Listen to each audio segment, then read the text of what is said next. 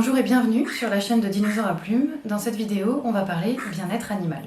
Aujourd'hui, et notamment grâce aux recherches en éthologie, on sait que l'animal non humain partage avec nous un certain nombre de capacités mentales. On sait notamment que, d'une part, les animaux sont des êtres sensibles, ça veut dire qu'ils ressentent des sensations, mais aussi des émotions, et d'autre part, que ce sont des êtres conscients.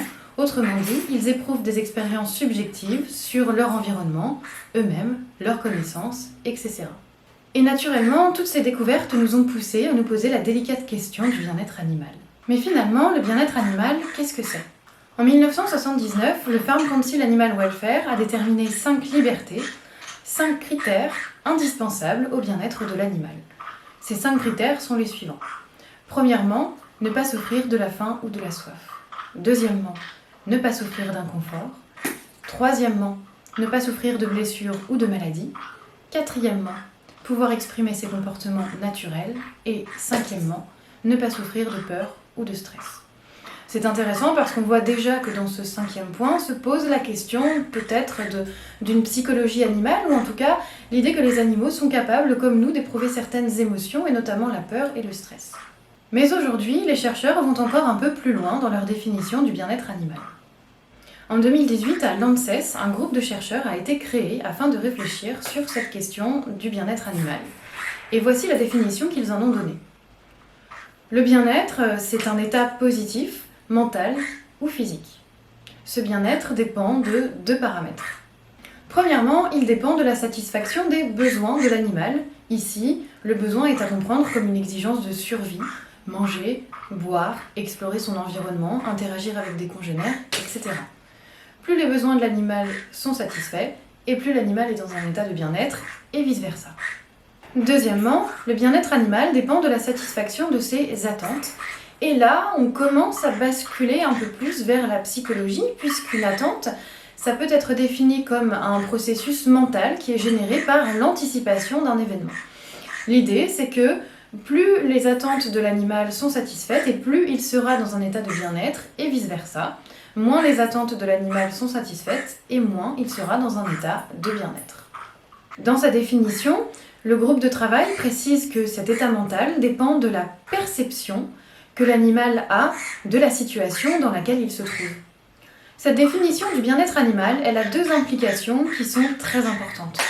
Premièrement, la satisfaction des besoins de l'animal ne suffit pas pour dire que cet animal se trouve dans un état de bien-être, puisque le bien-être, ça se passe aussi dans la tête, c'est une question de perception de l'environnement et pas uniquement d'environnement en tant que tel. Deuxièmement, et ce point-là est absolument crucial, le bien-être se situe à un niveau individuel. Quand on s'intéresse à un niveau de bien-être, on le fait pour un animal en particulier et pas pour un groupe d'individus. Ça veut donc dire qu'on peut se retrouver face à un groupe d'individus qui sont tous dans le même environnement et qui pour autant n'ont pas le même niveau de bien-être. Et cette perspective, elle est particulièrement intéressante parce qu'elle pourrait permettre notamment d'éclairer certains comportements de piquage chez les oiseaux pour lesquels on n'a pas d'explication.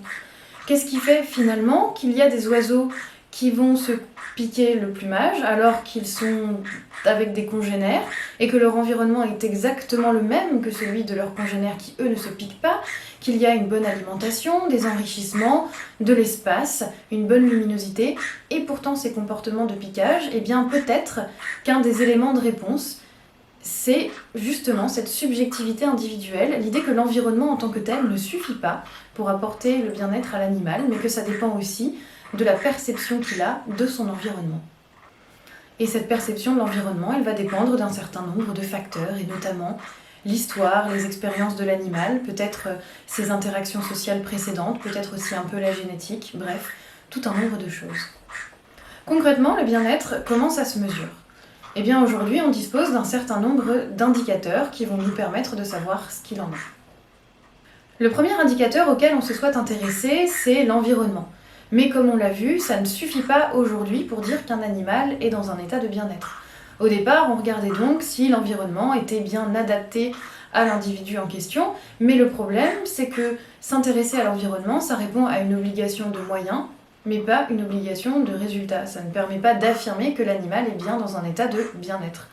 Autrement dit, quand on s'intéresse à l'environnement, On fait ce qu'on appelle de la bientraitance, on fait tout ce qu'on peut pour que son animal soit bien traité, mais on ne peut pas pour autant affirmer que l'animal soit dans un état de bien-être. D'où l'idée qu'il faut d'autres indicateurs. Dans le cadre des animaux de compagnie, je vais vous présenter 3 autres indicateurs. Premièrement, les indicateurs sanitaires, ce sont tout simplement les indicateurs de santé. On va regarder si l'animal est en bonne santé, s'il n'est pas malade, s'il n'a pas de blessure, etc. Le deuxième type d'indicateur, ce sont les indicateurs physiologiques. Ces indicateurs vont être effectués notamment par le biais de prélèvements. On va regarder ce qu'il en est par exemple du taux de cortisol et ça peut nous donner certaines informations sur les émotions de l'animal. Mais les indicateurs les plus précis que nous ayons aujourd'hui, ce sont les indicateurs comportementaux, ceux qui s'intéressent à l'observation du comportement de l'animal, autrement dit l'éthologie. Les indicateurs comportementaux vont nous permettre de savoir comment l'animal ressent son environnement, comment il perçoit sa situation. Grâce à l'analyse détaillée qu'on va en faire, on va s'intéresser notamment aux changements de comportement, on va s'intéresser aux comportements anormaux, bref, en analysant la situation de façon détaillée et à partir d'une méthodologie précise, on va pouvoir extraire certaines informations sur le bien-être de l'animal auquel on s'intéresse. Et puis le dernier indicateur que je mets un peu à part ici parce qu'il s'adresse surtout aux animaux d'élevage, c'est les indicateurs type indicateur de production.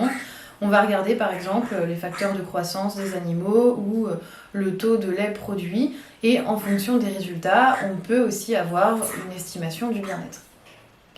L'idée, c'est donc de s'intéresser à tous ces indicateurs-là, l'environnement, les indicateurs sanitaires, comportementaux, physiologiques, éventuellement de production, de les combiner ensemble et à partir de toutes ces informations-là, de regarder ce qu'on peut en extraire et en conclure sur le bien-être animal.